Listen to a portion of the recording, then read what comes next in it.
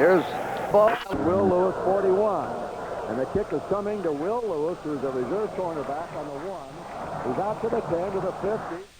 And slides down on the artificial surface here on the 23-yard line. Canelo had kicked off. And that tackle downfield by the Giants by George Small. First down, Seahawks. You know, one thing we can look for here today, Kurt, probably is the fact that both teams will try to work on destroying some of the strong tendencies that they've established coming into the game, meaning that if you run a lot of plays from the I formation, for example, to the outside, you might change the formation, do the same thing from another formation like the split back. Jim Zorn fakes. He's going to throw on first down. Lobs it out. That's the tight end, John Sawyer. And Sawyer's up to the 30-yard line. An 8-yard advance taken down by Beasley Reese, the strong safety. It'll be second down and 2 for Seattle, which has been an exciting offensive team since they came into the National Football League in 1976, mostly because of the engineering by their running quarterback, Jim Zorn.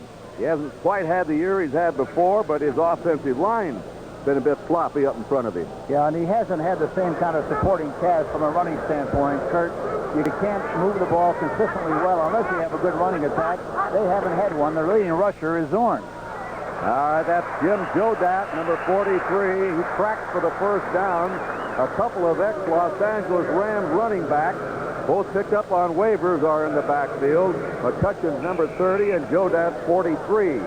And the crying need, according to the Seahawks fans, is a big, good running back in the draft that can get outside next year, Hank. Yeah, I think they needed some outside speed in a variety of ways. The running back is one. The tight end, they certainly need more speed at the tight end position, and they also need more speed outside to get the kind of consistency and the kind of a threat that they need from an offensive standpoint. I'm told at the line of scrimmage, the Seahawks have lost leads 4 times this year in the final 3 minutes of games. But Atlanta's been behind In 9 of their 10 wins. So each team went a different way. A final in overtime, Atlanta beat the Eagles 20-17. Fumble. A dive for the ball, and let's see who has it. Looks like Seattle has possession. They recover their own fumble, Kurt. McCutcheon fumbled. We'll have to wait and see what they call, however. The guys in a white shirt are saying they have the ball, but the people in a striped shirt say it belongs to Seattle. And McCutcheon, I think, is on the ball along with John Yarno, the center.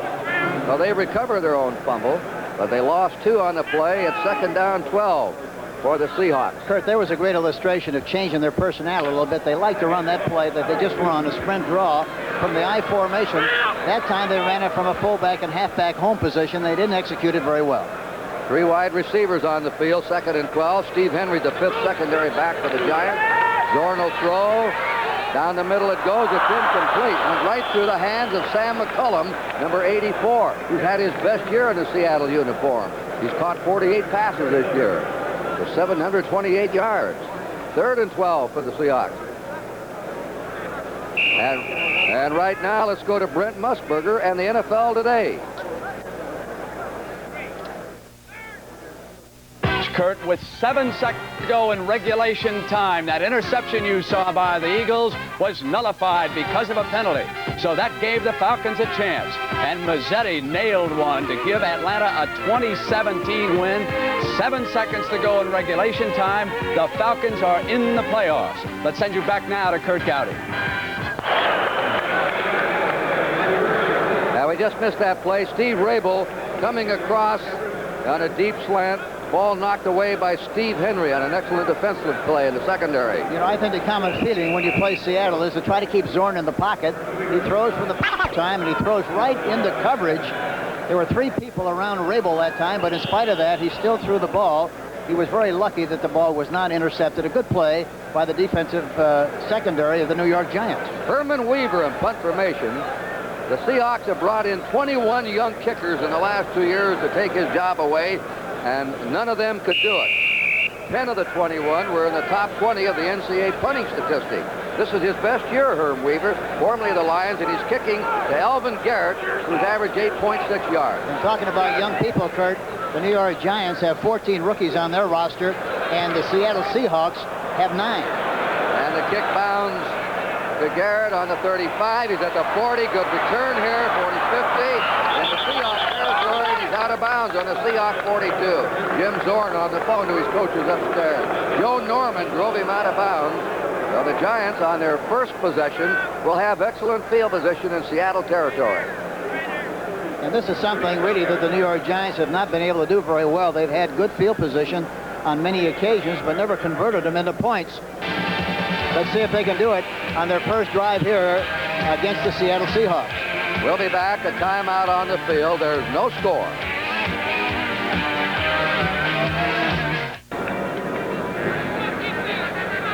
Now we're going to watch the Giants. Scott Brunner is the quarterback, a rookie from Delaware. He's 6'5". The running backs will be Billy Taylor, 38, and Leon Perry, number 30. Not many attempts in passing for Scott this season. Phil Simms has a sore shoulder in his throwing arm. That's Taylor outside. Spins down to the 35-yard line. And let's go to Brent Musburger in the NFL Today. All right, Kurt, this was the overtime decision. Buffalo and Los Angeles. Buffalo had failed 3 times inside the 5. Then in overtime, Nick Nickemeyer nailed this 30-yard field goal. Buffalo over the Rams 10-7. Let's send you back to Kurt Gowdy.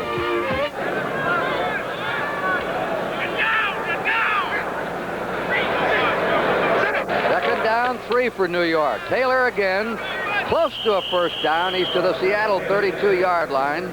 They'll probably measure. Terry Beeson, the middle linebacker, made the stop for the Seattle Seahawks. You know, in that first play, when they ran to the outside, they ran away from the tight end, which is called the weak side. Leon Perry really threw a beautiful block on the defensive end, Bill Cook, and for that reason, they were able to make good yardage on the play. Mullity's in at tight end, number 81. And George Martin has come in. They have 3 tight ends in with third down and a foot to go on the Seahawks 32-yard line. Somebody jumped there. Long signal count by Brunner. Tuiasosopo. Monty Tuiasosopo, number 74, nearly made it. I'm glad you said it instead of me. Well, I had him in a Rose Bowl game. Took a month of rehearsal. Number 1 pick here 2 years ago. Offside against Seattle gives the Giants a first down. That'll be on the Seattle 27-yard line. Giants kicked off. Seattle couldn't move it. Punted. Good return by Garrett. Put him in Seattle territory. And now they move to the Seattle 27, first down. No score yet. You know, to be a good football Encroachment, number 79, defense, 1st and 10. You have to be able to rush the ball well and stop the rush. The Giants are 13 rushing, and the Seahawks are 11th against the rush.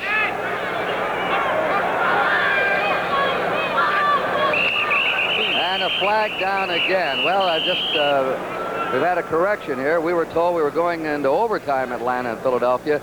Atlanta won it in the last 7 seconds. A typical Atlanta win this year. This is 10 out of 11 games they've won. They've been behind and come back. They've had an incredible season. And now the pressure is going right down to that Ram-Atlanta game, the last game of the regular season. The Eagles have lost 2 tight ones in a row, Hank. Yes, and the Rams, of course, have a tough one this afternoon. Ball start. Buffalo. Movement before the snap, number 69. Still first down. That one's against the left guard, Roy Simmons. For moving before the snap. It's back on the 32. It's 1st and 15 for New York on the Seattle 32. Leon Perry taken down right against the sideline. Brad Benson, left tackle, leading the way, blocking for him. And Dave Brown of Michigan, the right cornerback, made the stop in the Seattle secondary. Bill Cook, the defensive right end, number 67, did not handle the outside responsibility very well. And anytime you can get a block on the outside man on the line of scrimmage, you've got to make yardage, and that's what happened on the last play. They picked up about 4. Beeson's out at linebacker in the middle. Norman is in. He's quicker. The Butler, Jackson, and Norman, 3 quick fellows. Look at the middle. The middle is really open. They run Billy Taylor. Taylor's to the 25. Gets a 3-yard gain, and that's all. The tackle by Carey just in the left cornerback. And now it's 3rd down 11 for the Giants on the Seahawk 25-yard line. There's Steve Largent, and an outstanding receiver here. He and Zorn have been the battery for the Seahawks. Terry Beeson, the middle linebacker of the Seattle Seahawks, is playing extremely deep. And for that reason, you ought to be able to run a play up the middle, a trap or something straight ahead, and be able to make a lot of yardage on the play. 21-10 in the 4th quarter. Minnesota's rallied to lead Tampa Bay. 3rd and 8. Vic Minor's in there as the 5th secondary back. Runner will fade. Goes a quick one to Gray. Incomplete. Never had possession or control. Justin was there to jar it loose. There's a strong safety blitz. Simpson, the strong safety, blitzed on the play. He got the ball outside perfectly to Ernest Gray, but he dropped the football, and now they're in a field goal attempt situation. And Joe Danello, who has kicked 11 out of 19. He's 7 out of 10. Less than 40 yards. This is going to be about a 42-yarder, 42 and a half, maybe 43-yarder. 43-yard attempt for Joe Danello. He's 2 out of 3 between 40 and 49 yards. All right, this kick is up. It's got the length, and it is good. A 43-yard field goal by Joe Danello. And the Giants grab the initial lead in the Sport Dome. The score, New York Giants 3, Seattle Seahawks nothing.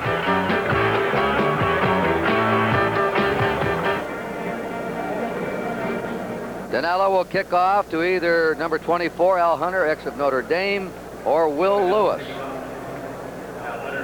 This man's 43-yard field goal is our first score of the game. And here's his second kickoff. High, should have good coverage on this. Tumbles to Hunter on the 3. He's out to the 10. Kickoff return right, and he's stopped before he gets to his 20, which is the goal of every kickoff team. Nate Johnson flew down the field to make the hit on him. Seattle's ball, first down on the Seattle 17. That 25-yard punt return of Alvin Garrett set up that first Giant scoring drive. Well, the Seahawks will put the ball in play on their own 17 with Zorn the quarterback, and back of him will be Joe Dat and McCutcheon. The last time they had possession, they started the game with a play-action pass. They were on the 23-yard line the first time. Now they have it on the 17. The pitch is to McCutcheon. McCutcheon to the 20, up to the 25, nudging over the 25. Lawrence McCutcheon had 4 1,000-yard running seasons with the Rams. This is a variation of the play they like to use from the I formation. They run the same blocking, the same everything, except they run it from a split backfield. McCutcheon, of all the years he's played, runs to his left with the ball in the right arm. Unbelievable. I knew you'd love that. Mr. Hank, wrong arm scramble. Second down 2. Joe Dat, first down. Still going, 35, and he's down to the 37-yard line. Gary Wolford, the free safety, had to nip him. He had the hole. He saw the daylight to the far side. Ron Essing, look at the beautiful hole there. Good blocking at the point of attack by Ron Essing, Tom Lynch, John Yarno, and good running by Dorning, who hit the hole and then broke to the outside. He doesn't have enough speed to make that kind of a move and make a lot of yardage, but he did a good job of getting through the hole.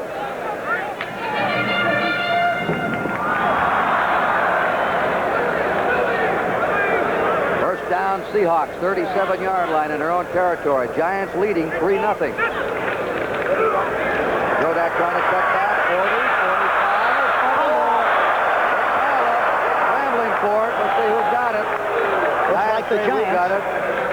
I think the Giants have it, Kurt. They do have it. The Giants recover. Again, they'll start possession in Seattle territory. And it was Mike Whittington who recovered.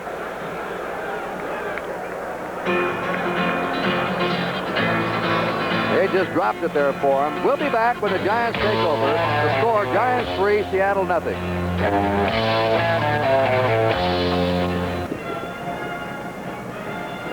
Kurt Gowdy and Hank Stram at the King Dome in Seattle, 3-0 on Danello's 43-yard field goal. The Giants have just captured the first turnover in the game and have the ball in Seattle territory on the Seattle 47. Jackson is out. Joe Norman's in as the left linebacker for the Seahawks. Rookie Scott Brunner of Delaware to Billy Taylor. Taylor has only a yard to the 46-yard line, where the Giants will have a second down and 9.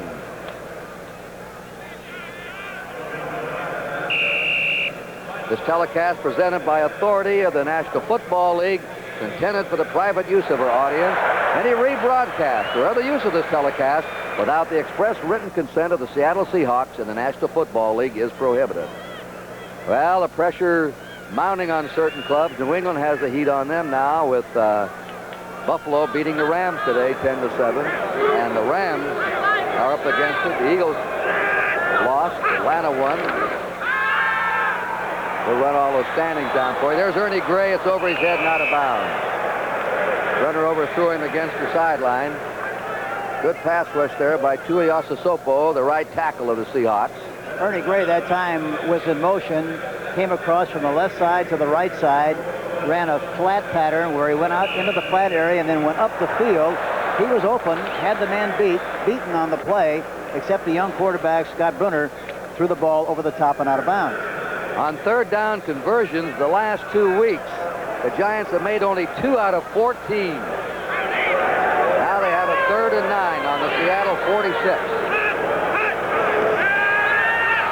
Big rush on him. Throws. It's incomplete. Trying to get to the tight end, Gary Shirt. Threw the ball a little bit behind him, but why not? Keith Simpson, a safety blitz, and Tuiasosopo right in there on him. 4th and 9 for the Giants on the Seahawk 46. Mano Tuiasosopo has really done a good job of rushing the quarterback and put a lot of pressure on the quarterback on that last play. Yeah, he's been quick off the ball. Jennings, the leading punter in the NFL, hoists it up short of the goal line. They let it hit, and it skips in for a touchback.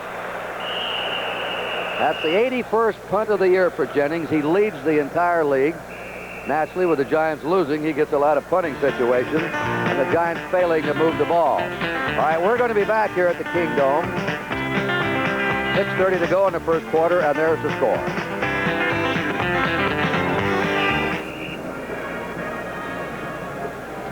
Big surprise today in the NFL. We'll give you that Washington-San Diego score as soon as we can. First down, Seahawks on their own 20. Jim Zorn, the quarterback. McCutcheon and Joe Daddy's running back. Zorn retreats, goes to the sideline, is complete at the 30. That's to his favorite target, Steve Largent, who is 7th in the conference among the wide receivers. He needs 200 more yards in these 3 games remaining to go over 1,000 for 3 years in a row. Largent does not have great speed, but he's a very precise pass pattern runner. Went downfield, broke to the outside, and ball was right on target. But as you say, Kurt, he came into the game with 48 catches. Look at that score. The Redskins pounded the San Diego Chargers 40-17. That'll give Oakland a chance today. They're playing Dallas. If Oakland can defeat Dallas, they'll go into first place in the American Conference West Division. McCutcheon plows to the 33-yard line. And he has a first down for Seattle.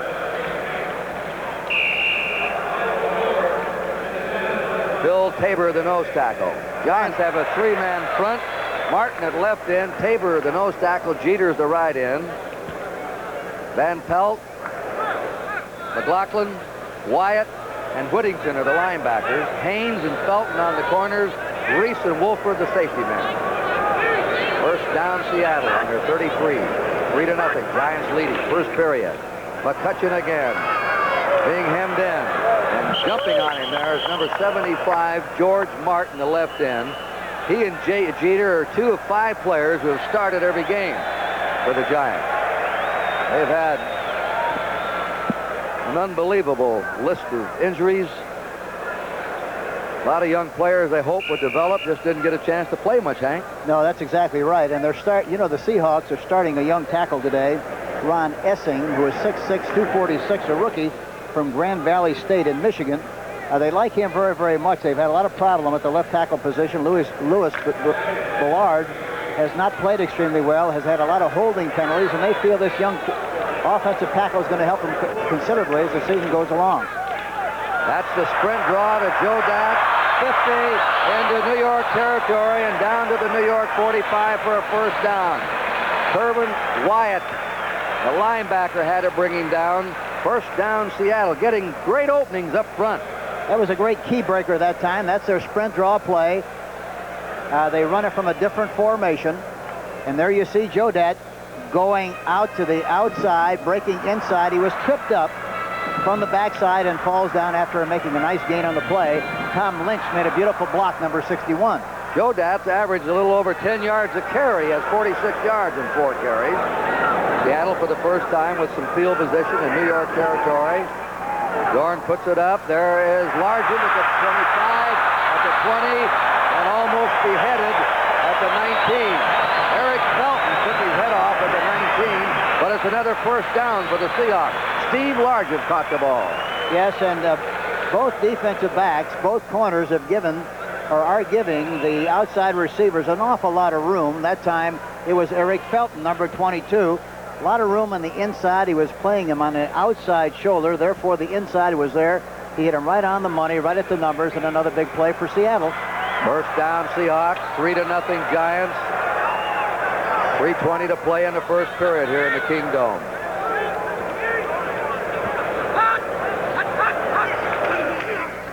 McCutcheon. He fumbles. He falls on his own fumble. He was hit there by number 70, Gary Teeter. Jarred the ball loose momentarily. That's the third fumble for the Seahawks. They've lost one.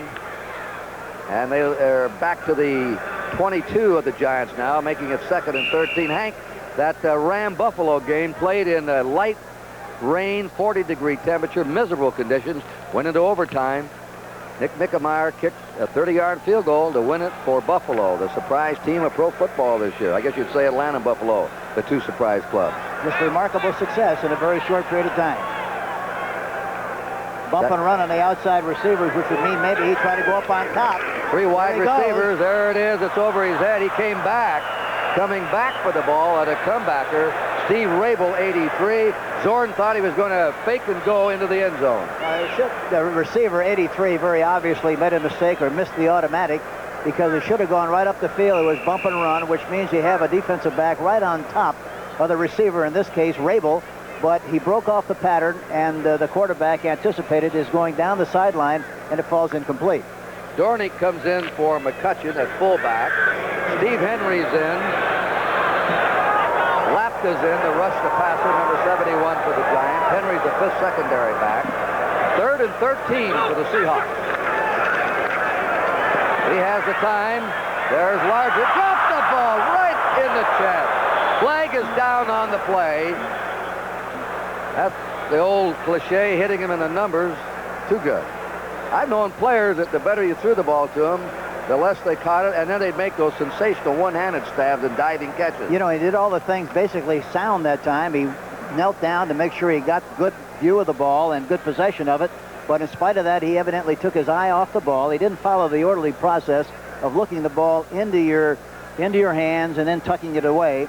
He just dropped it and it falls incomplete. Penalty going against Seattle.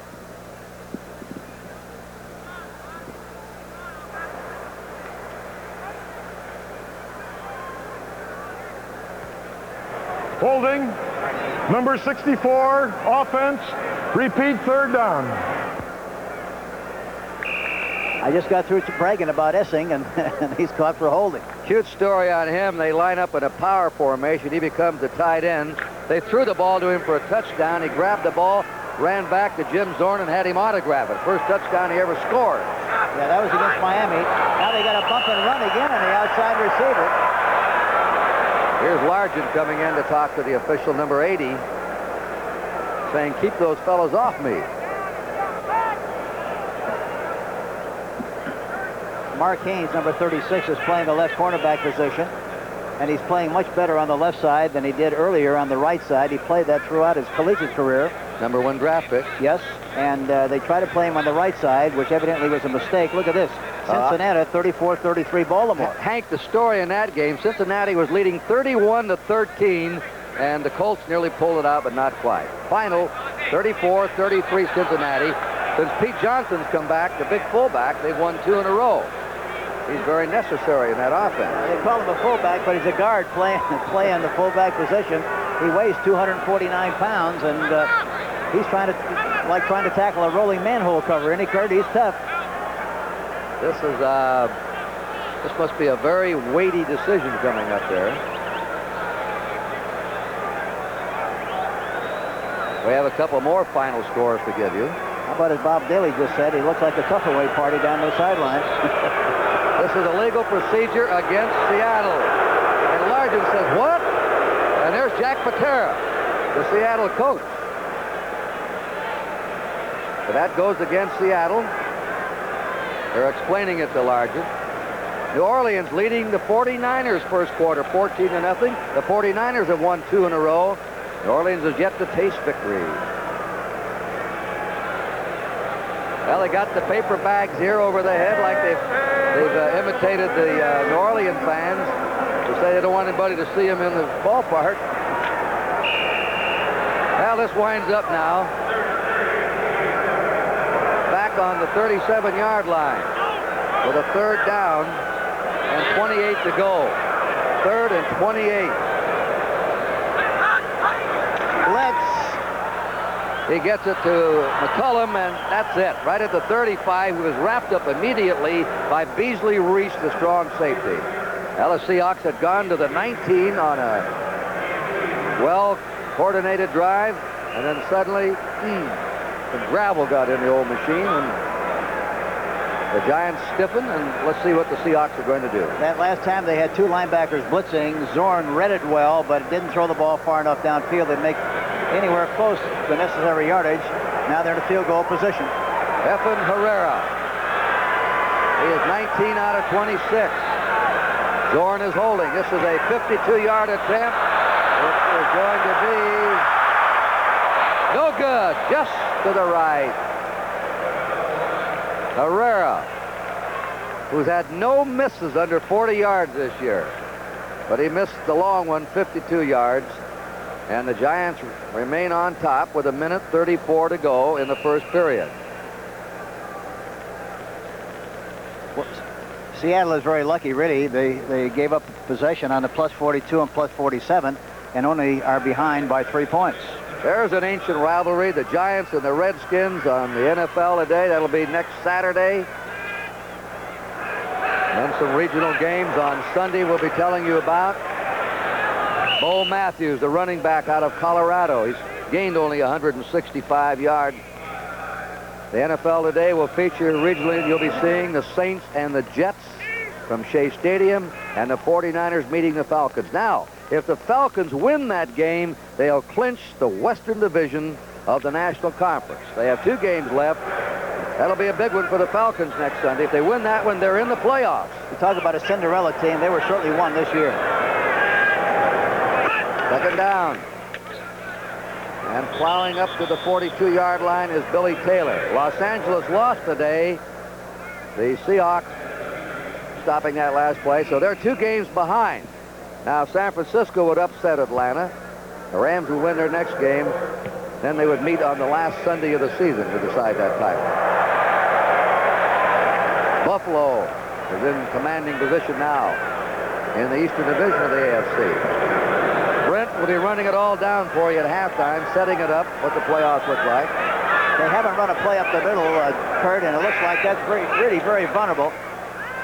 On 3rd down, Scott Brunner out, completes the pass.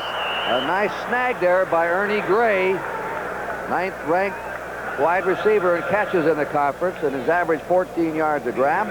Gives the Giants a 1st down on the Seattle 42.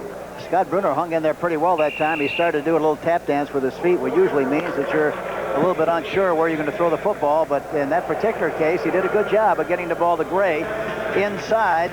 And they have good field position on the +42 of the Seattle Seahawks. Time has run out. There's the end of the first quarter. 3-0 New York.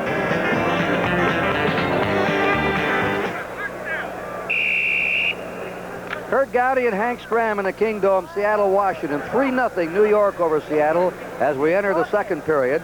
Giants ball on the Seattle 42 with a 1st down.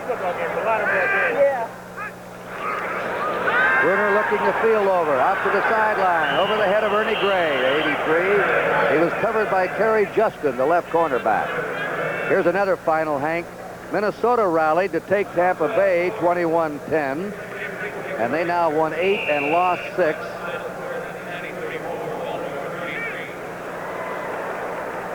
Lions were 7 and 6. Minnesota has really done an excellent job. They didn't look like they were going to be that kind of a team early in the season when we saw them, Kurt, but they've really picked up tremendously on defense. They had in mid-season a span where their offense just went dead on them. Come back. Second down, 10. There's the middle. Right open. There's Bo Matthews inside the 25 and tackled at the 24-yard line by Kerry Justin. Bo Matthews. You've got to be able to make good yardage up in that middle area. That's the first time they run that play, but there's a good illustration of the kind of a cavity they had running right at the middle linebacker, Terry Beeson. And they go up there with good blocking at the point of attack with their left guard, Roy Simmons, Jim Clack, and J.T. Turner doing a good job right up the middle. Look at that. Bears pounding Green Bay 48-7. Billy Taylor. Taylor just short of the 20-yard line. Manny Tuiasosopo and Terry Beeson, the middle linebacker, teaming up to stop the ball carrier. Let's put it on the Seattle 20, a gain of 4 for Billy Taylor. Second down, 6. Cleveland nipped the Jets 17-14. Brian Sipe again to Greg Pruitt. A pass that was the decider with 9:27 left. That middle is still very vulnerable. Look at it, Kurt. Big gap there. There it is. There it is. Taylor's over the 15 and down to the 12. Fumbles. Now, did he hit the ground first to blow the play dead? Nobody plugged up that big hole that Hank Stram pointed to you. And it looks as if the Giants still have the ball. The referee says, take the timeout on me, when he patted the top of his head. Here's the hole. It's a good-looking play between Tuiasosopo and Hardy.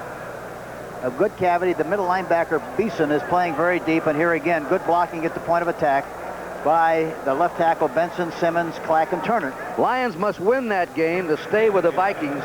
A tight one, 23-17, fourth quarter. Lions ahead. There's still a lot of room up there. I'd give it to the fullback and make him stop it. First down for the Giants. Flag is down. Bo Matthews, nice inside the 10 to the 8-yard line. That offside may be against Seattle. You know, one thing when a defense plays like they're playing, I'm talking about Seattle, they give you something. You ought to maintain a shot at that area as long as you can until they stop it. Don't sell yourself on the idea Seattle was offside, but don't sell yourself on the idea because we ran it 2 or 3 times, they're going to stop the play. Make them stop it before you change and go to another area. That Detroit Cardinal game, a close one. Minnesota won today. They have won 8 and lost 6. The Lions have won 7 and lost 6. So they must win to remain in a tie with the Vikings. Encroachment, defense, 2 men lining up offside. Repeat first down. 2 men lined up offside for the Seahawks. And the Giants have a first down on the 7-yard line of Seattle. 1st and 5. Now the area over the right guard is open. They've got him pinned in. He goes down on the 11. Bo Matthews, nowhere to go for him. Michael Jackson flashed across the scrimmage line, along with the outstanding rookie, Japheth Green, a #1 draft pick this year. You know, that time they changed their alignment. I'm talking about Seattle. Instead of giving you the middle, they gave you a hold to the right side over the right guard, but the Giants did not take it. They tried to run outside and didn't succeed in making any yardage on the play. Look at that Green. He's out of Texas A&M, and he's been one of the 2 or 3 best defensive rookie linemen in the league.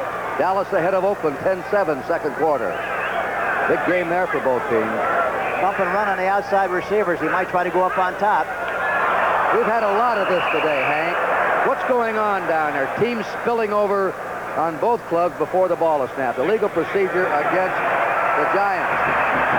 Might be possibly because of the change of rhythm of the young quarterback, Scott Bruner. They might be so used to hearing Phil Simms that a change in the quarterback position might be making a difference. It shouldn't, but it might be. Left guard moved. Left guard, Roy Simmons. Roy Simmons out of Georgia Tech in his second year. Center looked like he lifted up too flat. False start. Number 12 offense. Quarterback came out without the ball. You know who moved? The quarterback moved before anyone did. Yeah. Scott Bruner. 2nd and 14. Boy, look at that middle. All right, Vic Minor's in there, the 5th secondary back for Seattle. Bruner setting up. He's smothered in that end zone. Right up against Billy Taylor. Jammed there by Michael Jackson. And Taylor rammed into that wall. Good they had the padding there. You want to know why they pad these walls? There's a good example. Serious injuries can come out of it. Boy, he made a beautiful catch. Talking about Billy Taylor, a diving catch with a linebacker covering him. Man for man, linebacker did a good job. The ball was thrown right over the top perfectly, but he evidently did not have both feet in bounds, and the official says it's not a completed forward pass. And Michael Jackson really did a super job of covering on the play. 55. He played on Washington's last Rose Bowl team, was an All-American, very quick, a hard hitter. They were concerned about his weight. He came in here around 210 in the pros. He weighs 220 now. That's Billy Taylor, all right. Glad to see it. But Jackson, according to the Seahawks, is one of their most improved players, and they have marked him as a star of the future. And justifiably so, because he's really played extremely well. So the Giants have the ball on the Seattle 15-yard line. It'll be 3rd and 13 with Larry Heater now in the Giant backfield, replacing Billy Taylor. Heater's been the leading ball carrier. He's got an injury this week. The score, 3-0 in favor of the Giants early in the second period. Ernie Gray in motion. Bruner looks, going to Gray, can't get it. He'd have had to been a giraffe built low to grab that one. Yeah, Kerry Justin that time did a good job on coverage. They sent Gray in motion again, sent him upfield, and then he broke to the outside, but the ball was thrown way, way out in front and incomplete. Chiefs over the Broncos 7-0 first quarter. Now the field goal team is on for the Giants. Joe Dinello, who now has booted 12 out of 20. He's kicked a 43-yarder in the first period. And this one will be a 33-yard attempt by Joe Dinello. And his kick is up, and he booms it through there. 2 field goals in this game for Joe Dinello. And that score comes with 11:52 remaining in the first half. The score, the New York Giants 6 and the Seattle Seahawks 0.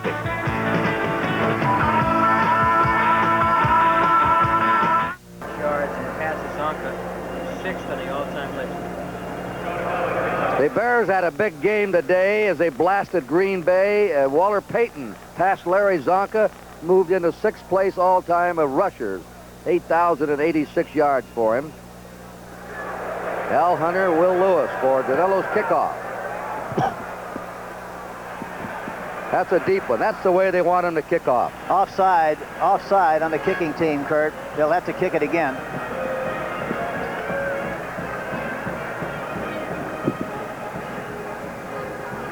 Giants offside. Here's Dinello. 11 plays, 50 yards. The drive was stopped, and they had to boot the field goal. Somebody in the middle was offside, got a premature start, and they're going to have to kick it again. Offside, number 81, kicking team, penalty accepted. Repeat the kick. Tom Mulledy, the tight end, was offside. How much time do you spend lining your team up so they won't be offside on kickoff? Well, you work on some phase of your kicking game every day of the week, and then you have another rehearsal on Saturday, but you spend about a third of your time with the specialty teams, and those basic fundamental things are very important. Sometimes you get very careless, and that's evidently what happened on the last play. Hey, the Saints might be a winner today. Second period, leading San Francisco 21-0. 49ers won their last 2, beating the Giants, upsetting New England, and now trailing New Orleans. You figure it out. No way. And, of course, Dick Stanfill is from San Francisco, and he's the current head coach of the New Orleans Saints, and I'm sure they're doing a good job from an emotional standpoint, playing the first game away from home for Dick, and maybe that's the motivation they needed to get him off the floor, so to speak. He'll kick from the 30-yard line. The returners are back on the 5. This one is coming to Hunter. Another good kick to the 2. Al Hunter, 50 to the 20, 30, 35, 40, and down to the 42-yard line. Danilo, who kicked off, had to make the tackle, number 18. Well, he said, I did everything I could. I kicked it deep, and then I made the tackle. The fact that he made the tackle is important. The fact that he had to make the tackle is even more important. Had he not made it, he might have changed the scoreboard. Not many of those soccer-style kickers that we see around the league a lot now can tackle anyone. We used to practice that a lot with our kickers. Danilo will want bigger shoulder pads the next time he plays, perhaps. McCutcheon and Jodat set behind Zorn. Zorn out to Largent, 45. Largent's out of bounds on the 50-yard line. Taken out by Eric Felton, the cornerback of the Giants. So that's 3 catches for Steve Largent in the game. And let's quickly go to Brent Musburger and the NFL Today. Kurt, the Dallas Cowboys are marching toward a tie with the Philadelphia Eagles in the NFC East. After spotting Oakland 7, they have come back with 16 points, having missed their last extra point. It is now 16-7. Back quickly to Kurt Gowdy. Second down, 2. Something right, perhaps, if they run.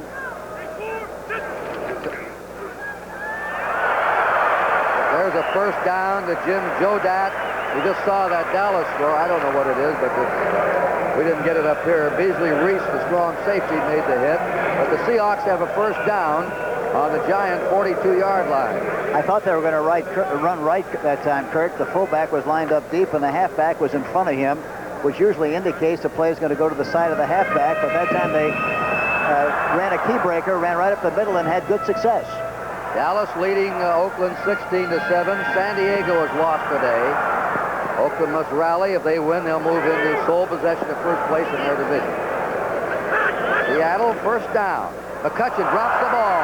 They swarm on him, and all he was thinking about is, wait a minute, he let it get away from him, and the Giants recover. I was going to say, looked like he had it smothered, and then Brad Van Pelt went in there and took it away from him. Yes, but he never got possession on the pitch. And the one thing, you have to try to fall on the ball out in front so you can see it well. It got too close underneath that time. He didn't get good possession. It bounced out, and they have possession.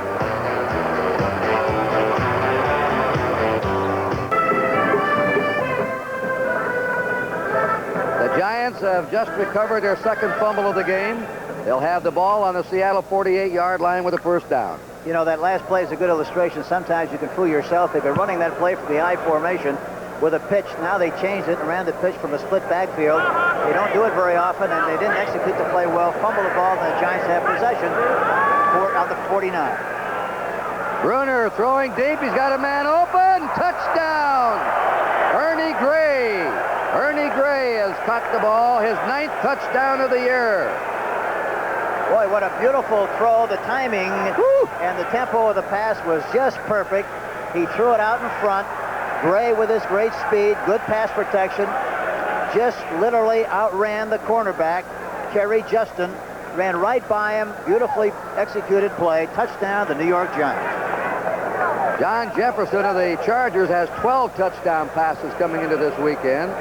His teammate Winslow had 9 for second place, and now Ernie Gray is tied for second among the wide receivers and tight ends with 9 catches. I can understand now why Ray Perkins felt good about this young quarterback, Scott Bruner. That was a beautiful throw by him. Perfect Kick timing. is good. So a timeout on the field here at the Kingdome in Seattle. A quiet Seattle crowd right now. The Giants are ahead, 13-0.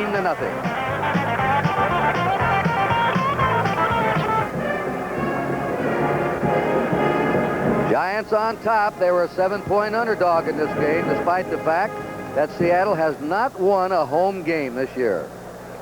0-6.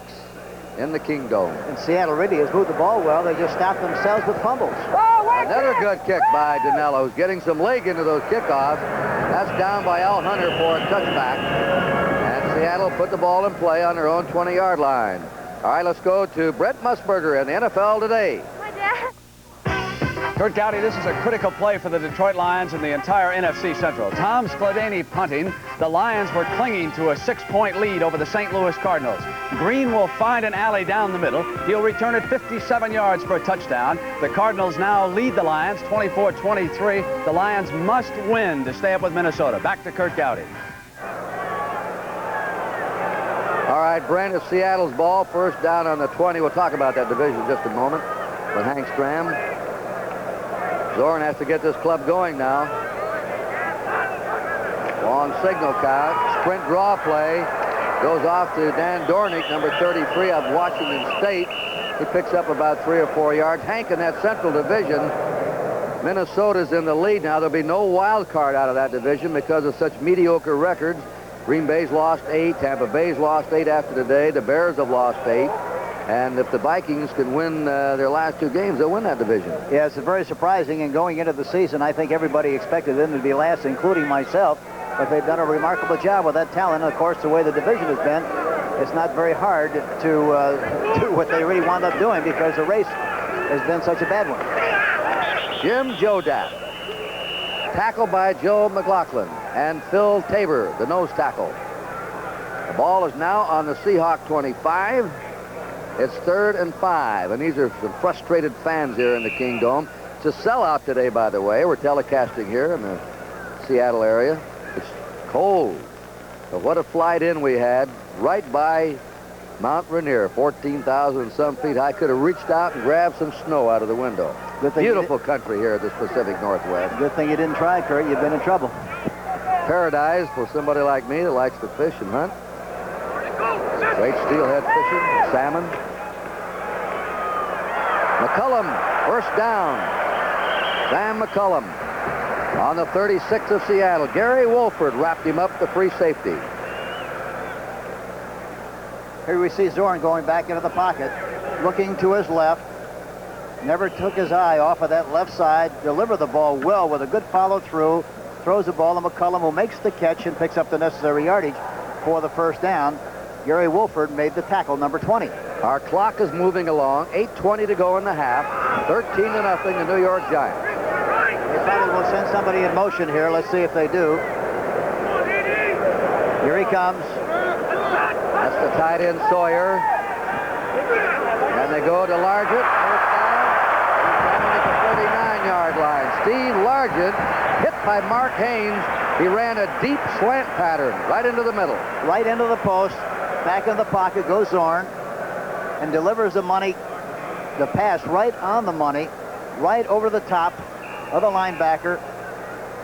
Mark Haynes is in hot pursuit and finally makes the tackle on the play. Largent has 4 catches now, 68 yards.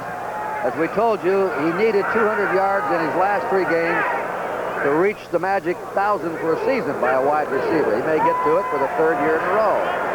And that ball is underthrown.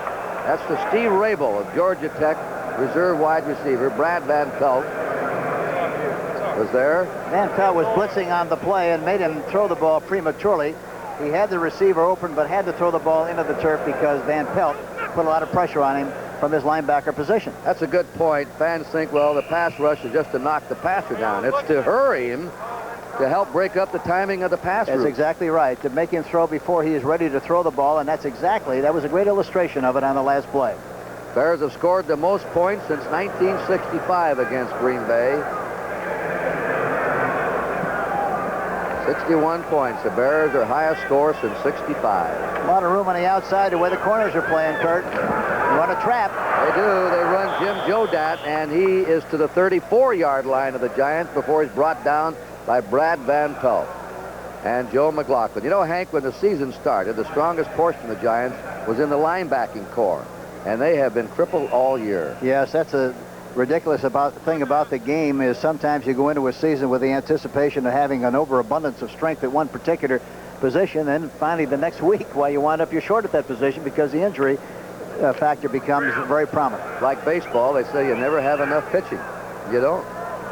3rd and 5. 5 secondary backs for the Giants. They're going to bump and run on the outside. They might try to go up on top. Zorn throws, and they had a blitz on him. Zorn thought he should have hit Largent for a touchdown. He's jumping up and down, disgusted with himself. Wolford, a free safety. They had the safety blitz on. Watch him come in there, Wolford. There he is. There he comes, and he got rid of the ball. He knew where he had to throw it, just threw it badly. He threw it on the outside because he was rushed so severely by the safety blitz. Gary Wolford. You can die by the blitz, and he nearly did that time. Wolford, the safety man, left that deep zone open. And Beasley Reese was covering on the play.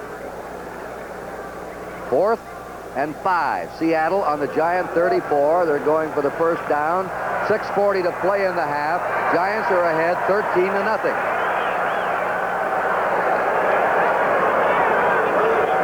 Another blitz. And this time it's there, and he hung on to it. Great concentration by Steve Largent. He's caught his 5th pass of the game. That's what he has, the hands, strict pass route, and concentration. Watch number 47, Steve Henry blitzing on the play. He anticipated it, got the ball off in time. It was a little low, but Largent did a good job of stopping, getting down low enough to make the reception. Largent came into the pros unheralded out of Tulsa University. Drew Pearson came out of that same school. He walked into the Dallas camp as a free agent and won a job. Got a lot of room on the outside again from a throwing standpoint. One setback, that's Jodat. Dorn there he goes outside. Outside, McCullum is broken up by number 22, Eric Felton, the right cornerback. 2nd down, 10, Seattle on the Giant 25.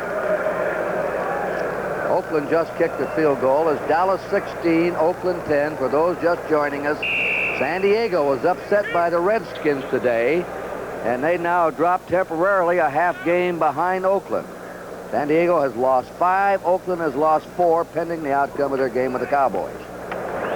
Lapka's in to rush the passer from the right end. Henry's a 5th secondary back. They got a bump and run on the left side again. They run the sprint draw. Jodat brought down at the 23. Check that. Dornick brought down on the 23 by Brad Van Pelt and George Martin, 2 reliable players. That time they had Steve Rabel one-on-one on the outside. There you see the big hole, and you see the tackle by Van Pelt, a beautiful tackle coming from the inside out. All right, they have a 3rd down. Little over 7 to go. Well, they got a bump and run on the outside again. It looks like they might try to double the outside receivers. They fake a blitz. Safety man is still popping. Look at him. No blitz from the middle linebacker. Zorn unloads. McCullum. And McCullum on a whirling catch for a first down at the 15-yard line. Excellent catch by Sam McCullum of Montana State. And that time, the left cornerback played on the right side, Mark Haynes, and he really did a good job of covering. He went for the interception, and the ball was thrown underneath a little bit, and McCullum really made a great pressure catch. All right, we're down to 4:35 remaining in the first half. Giants leading Seattle 13-0. On a long pass play to Ernie Gray, 48 yards, and 2 Danilo field goals. Seattle knocking again. Haven't been able to get it in. Largent in motion. Jodat, flag is down. He crossed the 10. He went to the 7 or 8. Nailed by Joe McLaughlin, but a flag thrown on the running play. That time they really got off the ball in good shape, holding against Seattle. But Jodat did a good job of running behind the flow of the linebackers, cut back in good shape right up the middle. But there's a holding penalty on the play. We'll see in a minute what it is. Denver, after losing to Oakland last Monday night, their playoff hopes about gone. Kansas City on top of the Broncos, 14-0. Holding, number 54, offense, repeat first down. Art Kuhn of UCLA, the center, in there for Yarno for holding. First down 20. Seahawks on the Giant 25. 4:13 to go in the first half. 13-0 New York. 3 wide receivers in the game. Rabel, McCullum, and Largent. Well, he got a lot of room on the outside again, Kurt. Those receivers.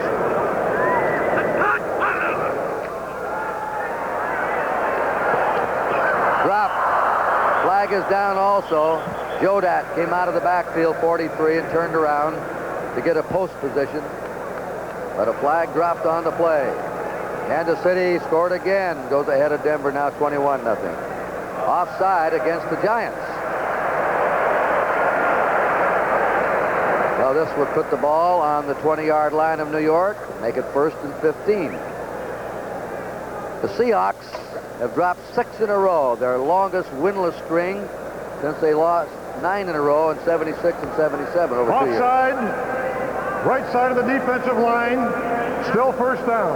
You know, the problem with Seattle, too, Kurt, really is the fact that most of their difficulty has been self-inflicted. They made a lot of mistakes themselves and knocked themselves out of drives, an opportunity to get points at the scoreboard. Talking about Seattle. You're right. First down, 15 for the Seahawks on the Giant 20. It'd be a good time to run the ball. The way the linebackers are double cover the outside people, a running play would be very appropriate, but they still throw or hit the back.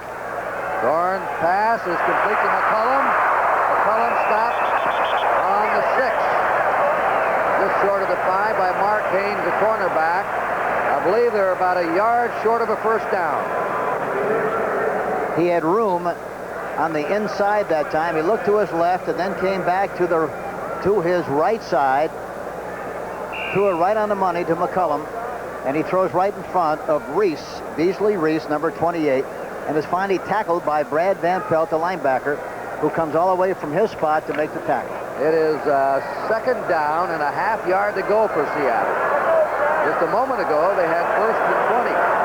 There goes Sawyer in motion. Hitting straight ahead is Dan Dornick. He has the first down on the pileup short of the goal line. It'll be 1st and goal to go for the Seahawks. That really reflects the personality of their team, that sprint draw. Here you see it. He rolls out to his right and gives it to the tailback, who is about 7 yards deep, provides him with a good opportunity to read the blocks up front. You see he starts to the right, then breaks off to the left side and makes a nice gain and takes the ball right down to the 1-yard line and is finally tackled there by Kerwin Wyatt and several other defensive players of the New York Giants. It is 1st and goal to go. Dornick and Joe Datt are the running backs behind Zorn. Looks like they might run to the right if they run. They're on the Giant 1. They go right. Dornick is over easily, and Seattle scores.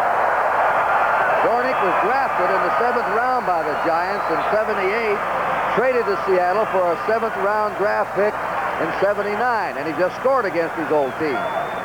Yes, kind of a vanilla sweep to the outside, read right, off tackle, or jump outside. The linebacker, Joe McLaughlin, was in a position to make the tackle but missed, and he goes into the end zone for the touchdown. Well, a peculiar drive by the Seahawks. Stalled a couple of times, but they finally got it done. They went 80 yards in 14 plays. Herrera for the point. The kick was good. Our score with 2:31 to go in the first half. The New York Giants 13, and you the see him Seattle go Seahawks offside 7. to the outside in for the touchdown.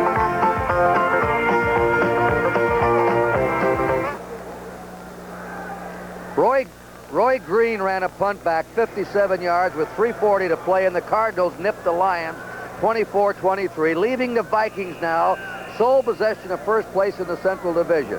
Minnesota's won 8 and lost 6. The Lions are second. They've won 7 and lost 7. High kick by Herrera. Beasley Reese waiting for it on the 4. To the 10. 15. He's smacked down on the 18-yard line. Going down is Vic Miner, number 21. Long possession drive by Seattle, capped by Dornick's 1-yard run for the score. And the time remaining in the first half, Jack Patera, come on, go get him. 2:21. 13 to, they have a flag down on that kick return by New York. It may be a holding call against the Giants. That'll put them back in the deep 6. And if that's the case, Kurt, this will be the worst field position they've had on a drive since the beginning of the football game. If you're a Packer fan, you do not want to hear this final score. In the rain, the Bears 61, Green Bay 7.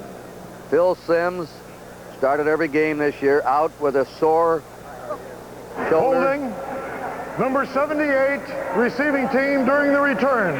First and 10. George Small, tackle that held, putting the Giants in the hole now. New York's ball on their own 9-yard line. First down, Leon Perry, Larry Heater, the running backs. They ought to attack that middle, Kurt. That middle is really open. And they do with Perry, Leon Perry. He's to the 11 when he ran into Manu Tuiasosopo. At that time, really, he didn't hit the middle. He hit just a little bit to the left of the middle, Kurt, and I think the area to hit is between the two defensive tackles, right over the center with the trap or straight ahead blocking. The middle linebacker, Beeson, is very, very deep, and for that reason, you ought to be able to do a good job of running straight ahead. Seattle calls timeout to stop the clock with 2:15. The clock will stop again at the 2-minute warning to aid them. What they want to do, hold the Giants, get the ball back with some time to go to work on Jim Zorn's passing arm. So our score, 13-7, New York.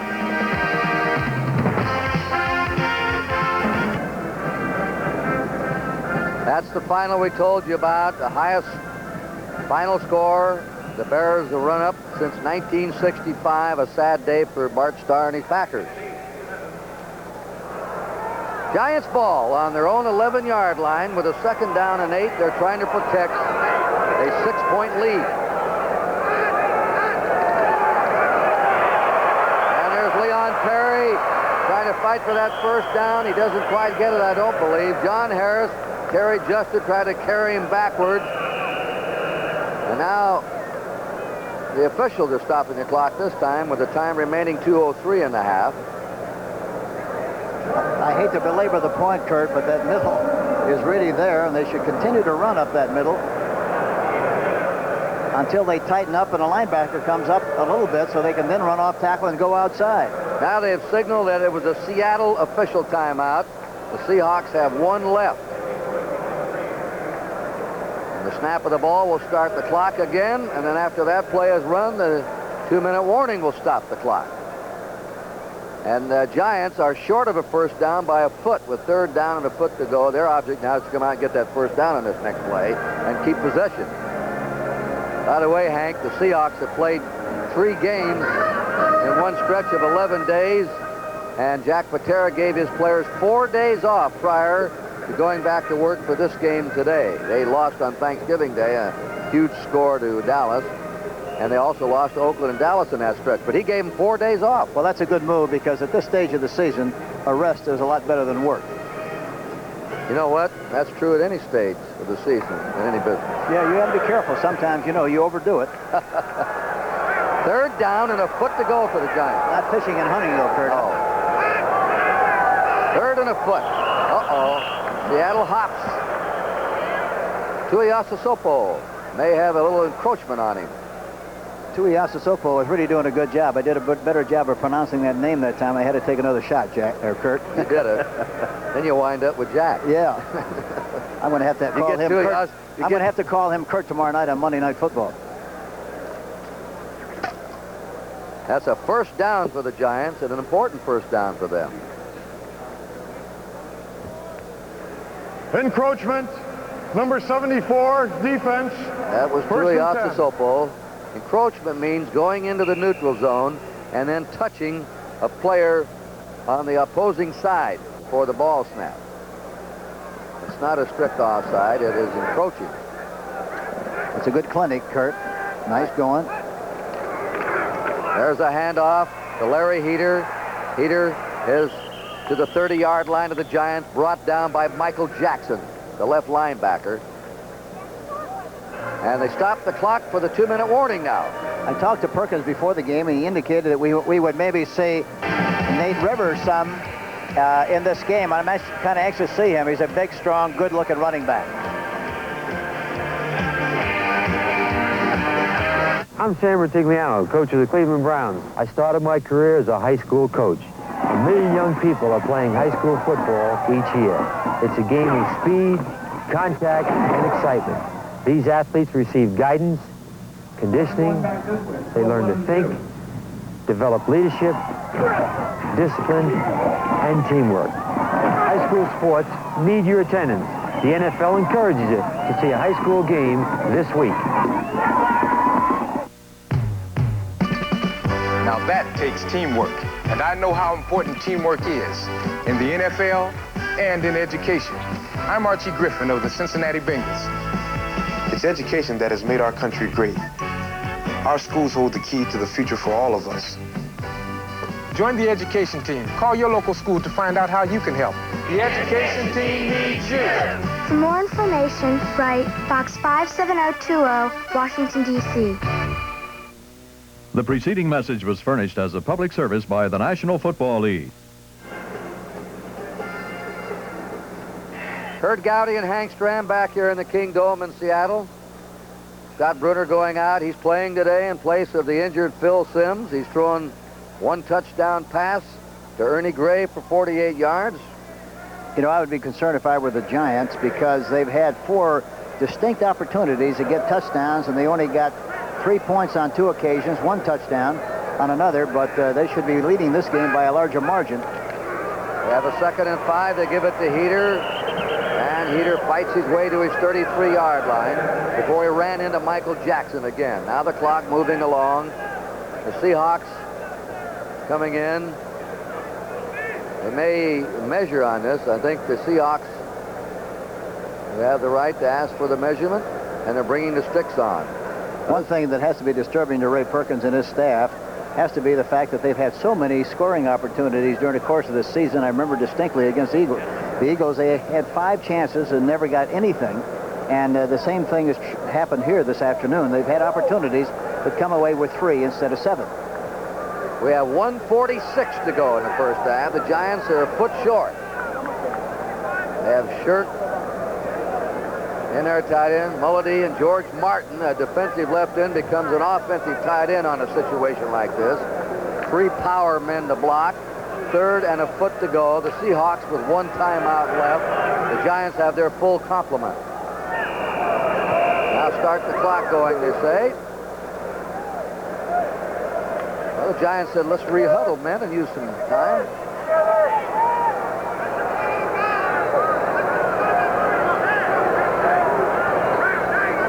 Could be something left if they run.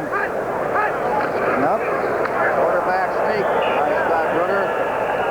Beeson, the middle, the left tackle, Robert Hardy. Tried to take him the momentum standing up. Brunner's looking over to the sidelines and signals, we have a first down, and they do with 1:22 to go. You're 6'5" like he is. All you got to do is fall forward. You're going to make the first down. That's exactly what he did. So it's the Giants' ball on the Giant 34 with a first down. Clock moving along now. 1:10 to go in the first half. The Giants ahead 13-7.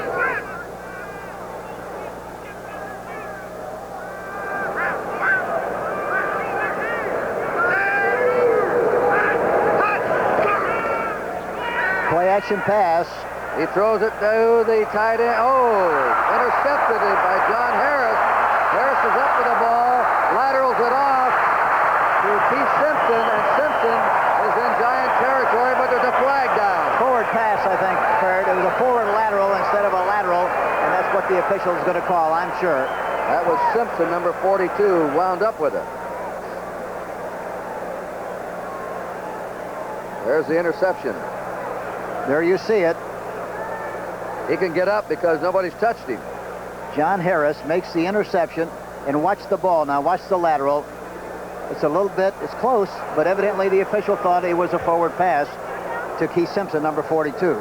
We'll see what he calls.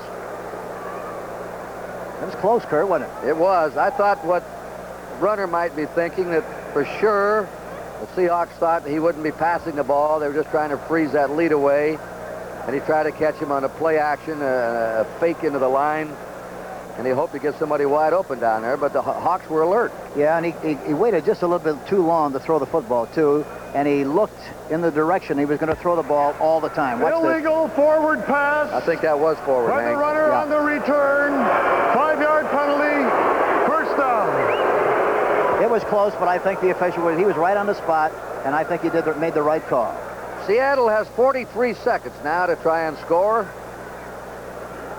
At the completion of the first half, Giants had a 13-0 lead. The Seahawks scampered 80 yards in a 7-minute possession drive, and Dornick went over for the score. And now here they are back with the ball again. 3 wide receivers in a game. Rabel, McCullum, and Largent are spread out. A lot of room on that left side. Dornick and Joe Dad are the running backs. Dorn is trapped. Power pass rush that time by Phil Tabor, the nose tackle, who sliced through to hit him. 39 seconds to play. The clock stopped. Now the referee puts the ball in play.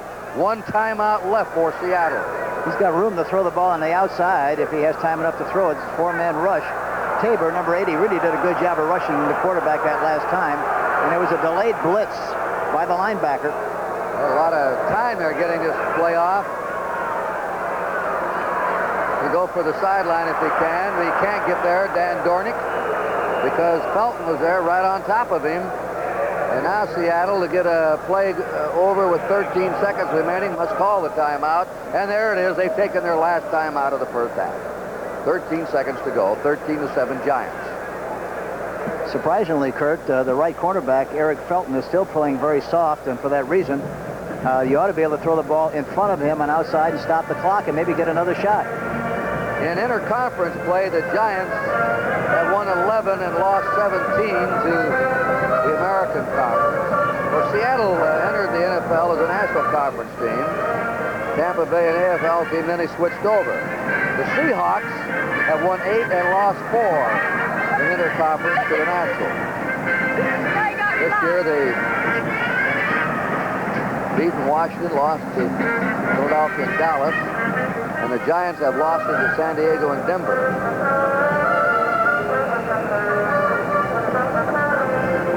Washington has defeated San Diego in an interconference game today. Dallas and Oakland are playing. Seattle and New York here.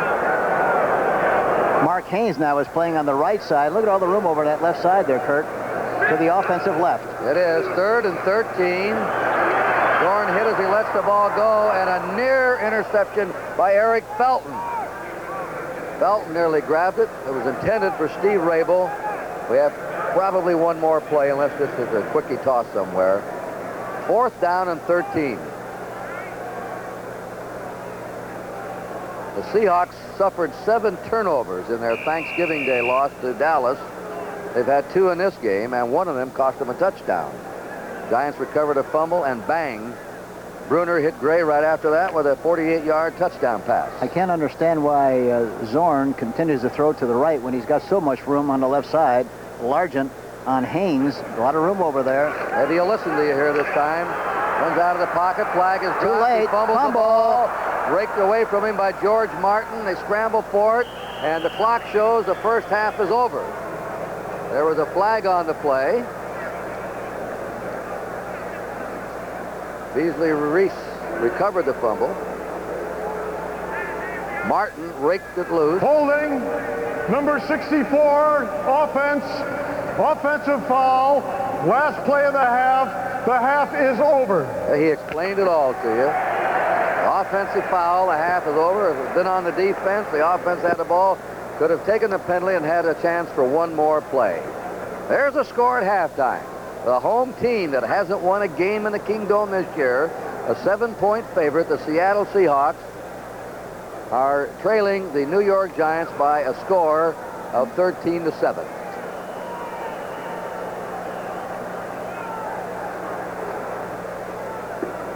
And of course, I think the story of this game for the Giants, Phil Simms, still a youngster in his 2nd year out with an injury, a rookie quarterback starting, and the Giants are in the lead, Hank. Yes, and I think Scott Bruner is really doing a good job. They have a lot of confidence in this young quarterback, and at this stage of the season, it's important that you get a chance to look at young people. And in this particular case, it's probably good that they have a reason to look at the young quarterback. Seattle had one drive, but outside of that, they haven't appeared to get unraveled yet. Seattle, I think, will do a much better job of moving the ball consistently in the second half. They have more ways, I think, to move the ball than the Giants, and I'll be very surprised if they don't come back in the second half and do a good job from an offensive standpoint, because they've got some good weapons and they're doing a good job of spraying the ball around. They've stopped themselves on several occasions, and the fact that the New York Giants didn't get touchdowns when they had an opportunity might come back to haunt them. Zorn, to me, since he came in, the Cowboys nearly kept him. They finally cut him. He went to the Rams. He was picked up here, luckily, in their first year by the Seahawks. Has been one of the most exciting young players as he's developed in the National Football League. What's your impression of him in the first half? Well, I think he has the kind of control and the kind of ability to move a team. He has outstanding leadership qualities. And the big thing, just like Sims of the New York Giants, he needs a much better supporting cast. And when he gets the supporting cast and better running, they're going to be really an outstanding team. Well, we had one really beautiful football play in this game, and it was a pass from the rookie Bruner to Ernie Gray. Watch it. This is perfectly thrown. Beautifully thrown, right on the money. Steps up into the pocket, releases the ball up on top, way out in front for Gray to run to the ball. He does it perfectly, and he really does a good job of staying in bounds. He almost started to go out of bounds, but he righted himself and went down to the sideline in good shape. 9th touchdown reception for Ernie Gray. He's a player with vast potential, Hank. Yes, he gets better and better all the time, and we saw him a year ago for the first time, and he looked like he made a lot of mistakes, dropped a lot of balls, and now he's kind of coming into his own, and I think he's going to be one of the outstanding receivers in the game. The Giants, I forget, they have 30-some players that have been on the injured reserve list this year. But yet Perkins is still optimistic of the future. He says he'll be better next year because a lot of the young players he thought would be playing this year will be back next year, and he thinks they'll be better than they have been this year. Well, the key to being successful in the league, Kurt, as you know, number one, you have to have the ability. You have to be able to maintain that ability by keeping people healthy. And then the other thing is you must win close games when you have a chance to win them. And that's really the difference between the big years and the poor years. You talked before the game of playing in a late season game without being in the playoffs or a chance in the playoffs, nothing at stake except pride. And that, again, is the coaching job that these two men must do today. Yeah, that's what coaching is all about, Kurt. Coaching is three things: accumulating talent, assessing talent, and making the talent play. And in this particular situation, that's what you have left. Regardless, how many people you got hurt, you have to make the people who are playing play to their ability. And I think both coaches have done a good job of making their squads express that talent and expressing that ability. Okay, Coach. Thank you very much. 13-7, Giants at halftime. And now this message.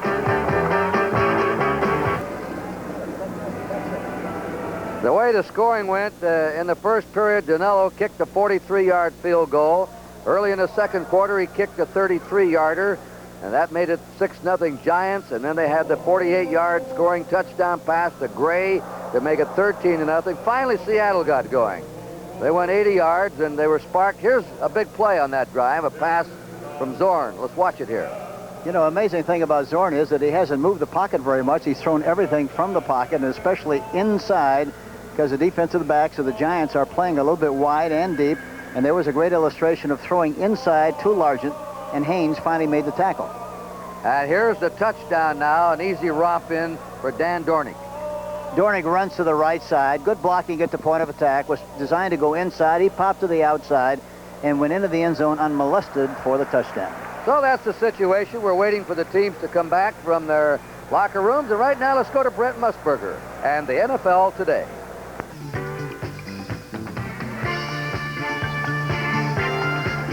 All right, back live in New York. I'm Brent Musburger with Irv Cross. Before I get to a complete scoring update, let me take some of our switchboard operators off the hook. I want to explain something. Because of our contract with the National Football League, we are required to carry the New York, Seattle, Dallas, Oakland, and New Orleans, San Francisco games in their entirety to their home markets. Therefore, we unfortunately were required to switch from the earlier games in New York, Dallas, and New Orleans.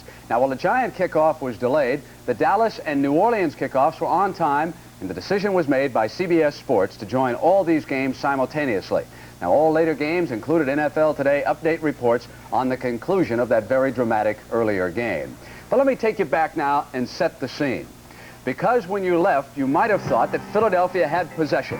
You remember this play? Steve Bartkowski, who played so well for Atlanta against the Eagles, hit one of his favorites, Alfred Jenkins. Now, this is the play where you left us. Bartkowski back. It appeared to be an interception by Blackmore, and you might have thought the Eagles had the ball inside the 30-yard line. There was a penalty, however, and the penalty went against Philadelphia. This is what happened. The Atlanta Falcons then took complete command. The big bull fullback, William Andrews, who gained better than 100 yards, thundered up the middle to the 35-yard line. Bartkowski back to work again. Watch him hook up here with Alfred Jenkins, who makes a slick catch as he goes out of bounds. That set up the winning field goal. 12 seconds to go in the game. Tim Mazzetti with a 37-yarder that just got inside that upright and gave Atlanta a dramatic 2017 victory. All right, the rest of the day equally dramatic. In overtime, Buffalo downs Los Angeles 10-7. Will you believe what happened here? It was 31-6 Cincinnati. Baltimore came back. Cincy then pulled it out on a field goal with 12 seconds to go. The Jets played a fine game against Cleveland, but the Browns are one of the better teams in the NFL, and they showed it. Sipe 30 of 41 for 340 yards and 1 touchdown. The upset of the day, Washington over San Diego 40-17. The Chargers turn it over 7 times in that game. Minnesota eliminates Chicago and Tampa Bay in the NFC Central, and the Vikes move into first place because St. Louis comes back and shocks Detroit on a 57-yard punt return by Roy Green with 3:40 to go in the game. Shades of Sid Luckman against the Redskins. 61-7 Chicago over Green Bay. Where has that offense been this year? Kansas City without Fuller, saddles up Kenny, and he's getting the job done anyway. It's 28-0 in the third period. And hey, let's hear it for New Orleans. How about the Champagne? 35-7. Come on, Saints, finally win a game. Giants, the one you're watching, 13 over Seattle 7. Seahawks still cannot find the answer at home. Dallas leading Oakland 16-10 at the half. And the NFL Today continues on CBS after these messages from your local stations. Who would dare to call Jim Rockford of the Rockford Files a crybaby? Find out when 60 Minutes looks at bookkeeping Hollywood style this evening on CBS. 61 points for the Chicago Bears. Irv Cross, we're going to send Vince Evans right to the Hall of Fame. Well, on a day like this, you might as well. He has a strong arm, but you know he's a weightlifter. He's probably the strongest quarterback in the league. Here he lofts a long pass here. How many touchdowns did Walter Payton score, you want to know? 3. Here's one of them. Get up there, sweetness, up over the top. But the Bears were eliminated from any possible playoff spot because of this game. Doug Williams had Tampa Bay rolling, 30-yard touchdown, but back came Tommy Kramer in Minnesota. Indeed he did. Looking to his right, finds his tight end, Bob Tucker, out there in the flat, who tight ropes the sideline until he's finally knocked out of bounds at the 2-yard line. And the Vikes have a good back in Ted Brown. He slammed across for the touchdown, 10-7, and here's the winner. Sammy White, a great clutch receiver for the Vikings. He's been fairly quiet this year. Takes that one in for the score. So the Browns were coming off that tremendous high of beating Houston down in the Dome. Mike Pruitt put them up by 10 over the Jets, but uh-oh, here came Richard Todd. Boy, Todd with a lot of speed catching the ball right here. Johnny Lamb Jones, a world-class sprinter, latches on and goes all the way.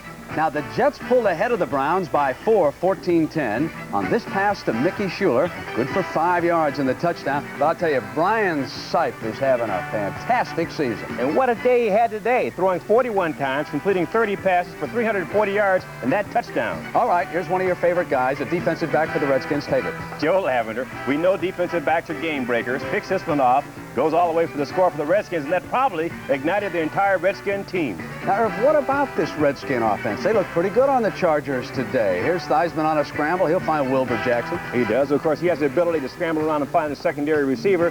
The Redskins do have a good offense. Unfortunately, it didn't click until today. Chargers turn it over 7 times, but watch this play. Fouts to McCreary. It's a dandy catch. Backing into the end zone for 6. Oh, here's a little icing. Your man Theismann again. Joe Theismann again scrambling on, finds it back. Ike Forte coming out of the backfield for the score. All right, dramatic game in Buffalo. Ferragamo out, Hayden in. Pass picked off early in the third quarter by the Bills. They ran up 7-0. Ferragamo with a rib that may be fractured. Peacock out with an injury. Mike Gooman tied it up. And watch the extra point. Big play. Nolan Cromwell can't handle the snap. keeps his presence of mind, and rolls around the right side for the extra point. Key play. Then in overtime, Nick Mickemeyer nailed down this field goal, and the Bills